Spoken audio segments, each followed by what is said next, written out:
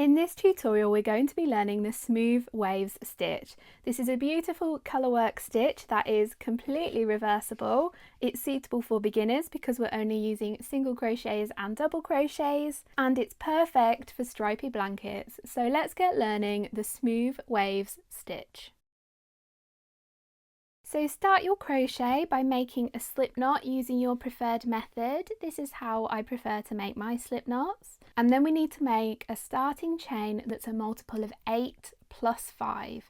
So for the purposes of this tutorial, I'm going to make a starting chain of 21, but yours can be any width you like. For example, if you're making a blanket, yours might be hundreds of chains long.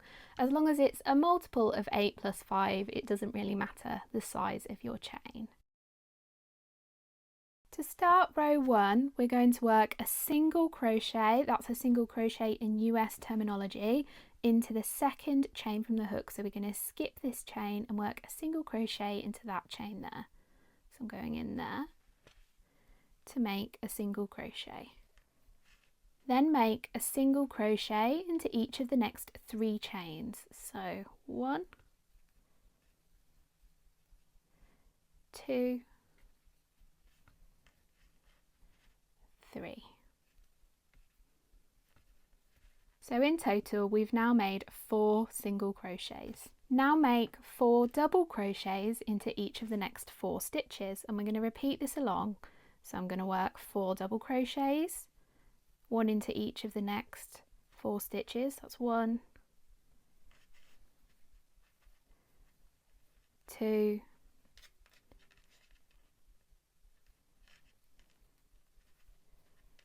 3, 4, and then a single crochet into the next 4 chains. So 1, 2,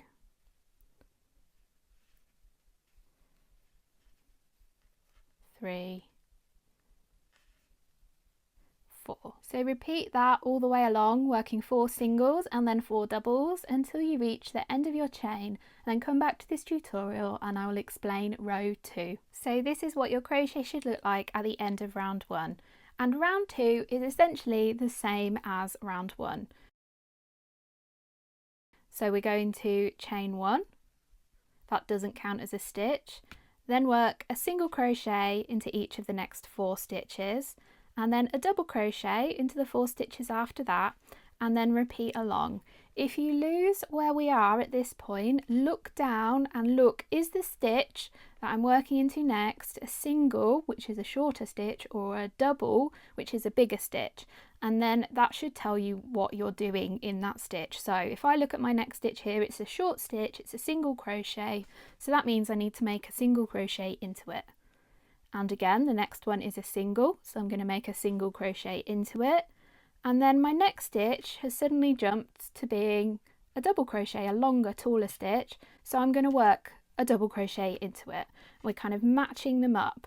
So if you do lose your place, that's a tip for you. So repeat across your row those 4 singles and then 4 double crochets, and I'll meet you at the end of this row because we're going to be switching things up for row 3.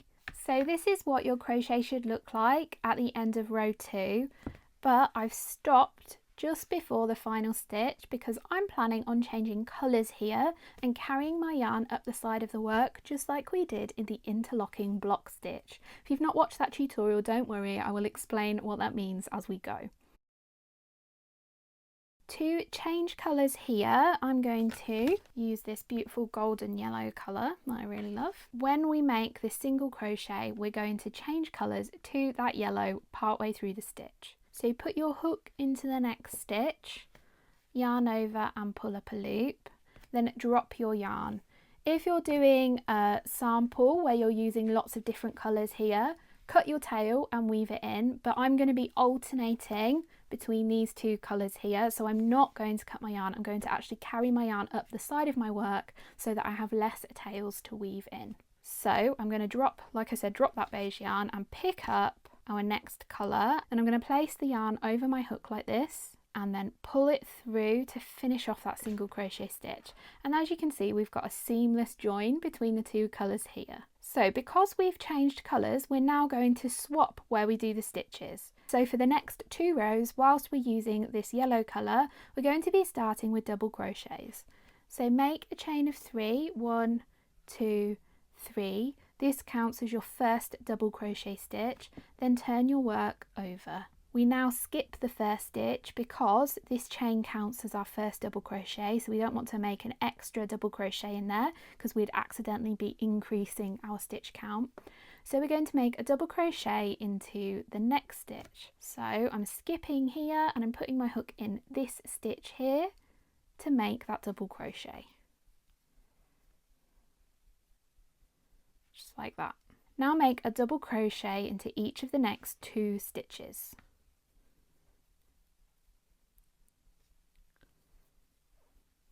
So there we go, including our starting chain, we've now made 4 double crochet stitches. So we're now going to swap to single crochets and make 4 single crochet stitches. So 1, 2, 3, 4. And then we're going to repeat across what we did on the previous rows. So we're going to do 4 doubles and then 4 singles, 4 doubles and then 4 singles. But if you remember the tip I gave you on row 2, where if we look at the stitch we're working into, we work the same stitch, when you've just changed colour, that is not true. We're going to do the opposite. So if we have a look here, my next stitch is a single crochet from the previous row. So that means I'm going to make a double crochet into it. So when the row below is a different colour, that's when you do the opposite stitch to the one you're working into, but when you're working the same colour you do the same stitch. So that's kind of like an easy way of kind of knowing where you are. So if we have a look, my next stitch here is a single crochet, so I'm going to work a double crochet into it, and then my next stitch is a double crochet, so I'm going to work a single crochet into it. So repeat this all the way along until the end of the row, and then I'll meet you back here and we'll talk about row 4. So this is what your crochet should look like at the end of row 3. You can see that wave pattern start to form. So to start row 4, make a chain of 3. This counts as your first double crochet stitch, then turn your work over. For this row, it's going to be a repeat of row 3, so we're starting with double crochets. So I'm going to make a double crochet in the second stitch. Remember, we skip this first stitch because we've already made a stitch into it, kind of this fake double crochet here that's our starting chain. So I'm going to make a double crochet into the next stitch, and then a double crochet into the next 2 stitches after that. Now because we're working this row the same colour as the one below, that means we're going to be doing the same stitch into them. So if my next stitch is a single crochet, I'm working a single crochet into it. So I'm going to work a single crochet into each of the next 4 stitches. Like that.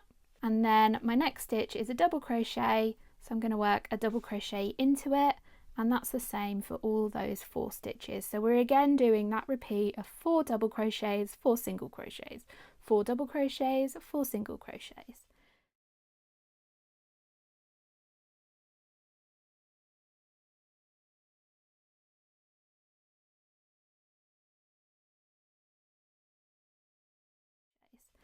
So if you're happy with that stitch pattern, you can switch off this tutorial now. However, if you would like to learn how to carry your yarn up the side so you don't have any tails to weave in, then come back to the end of this row and I'll show you how we do that moving forwards. So I'm almost at the end of this row, and this is what your row should look like at the end of row 4. I've not yet made the final stitch, and that's because we're going to change colours again. We're going to do it using the same method as we did for the end of row 2, but we're going to be picking up that yarn we dropped at the end of row 2 and attaching it back to our work. So we're going to start off that double crochet as normal, so yarn over, put your hook into the top of the starting chain, because that counts as a stitch. Yarn over, pull up a loop, yarn over, pull through 2, then drop your yellow colour and pick up the next colour, so this beige colour here. And I always make sure when I'm picking up a colour like this and it's going to have kind of yarn along the side of my crochet, I make sure it's in front of the working yarn. So notice how my yarn is like this and not like this as I'm picking it up. But I just find that if I'm consistent with bringing my yarn to the front all the time, it makes a really nice edge. So I'm going to yarn over that beige colour, I'm going to pull it through both the loops on my hook. And as you can see, this yarn here is not really tight, because look, if we pull this yarn too tight, it distorts the edge of our stitch, but if it's too loose, it ends up baggy and our stitches start to unravel almost. So we need a just right tension here, just like when you're learning to crochet. So I find that is about right, where I can pull it a little but not too much. And then we're ready to start row 5, which is the same as row 1 and row 2. So we're going to continue doing that same stitch pattern, and then if you come back to this tutorial at the end of row 6, I'll show you how we pick up the yellow colour. It's in a similar way but with the single crochet stitch. So yeah, come back to this tutorial at the end of row 6. So here I am at the end of row 6, and I've just stopped before my final stitch so I can show you how we change colour again. So what I'm going to do is the same as we did right when we joined the yellow into the yarn. So I'm going to put my hook into the final stitch of the row, yarn over and pull up a loop, and then I'm going to drop that colour, so that beige colour there, and I'm going to pick up my yellow yarn, making sure that the yellow yarn is in front of the beige, and then I'm going to finish off that crochet stitch. So I'm going to yarn over and pull through both those loops on my hook, making sure that this yarn here is not too tight. So if you can see here, here are the yarn that we carried up, and this carrying up the sides of the yarn for this stitch pattern specifically only really works for when you're working between two colours. But if you're going to be making a swatch like this, where you're changing colours randomly, or if you've got a longer pattern repeat with the colours, then you're going to need to cut your yarn and weave your tail in at the end of every row. So I hope you've enjoyed this beginner tutorial for the smooth waves stitch. I have loads more stitch tutorials that I'll link in a playlist up here on your screen. Give this tutorial a thumbs up if you found it helpful, and I'll see you again in another tutorial.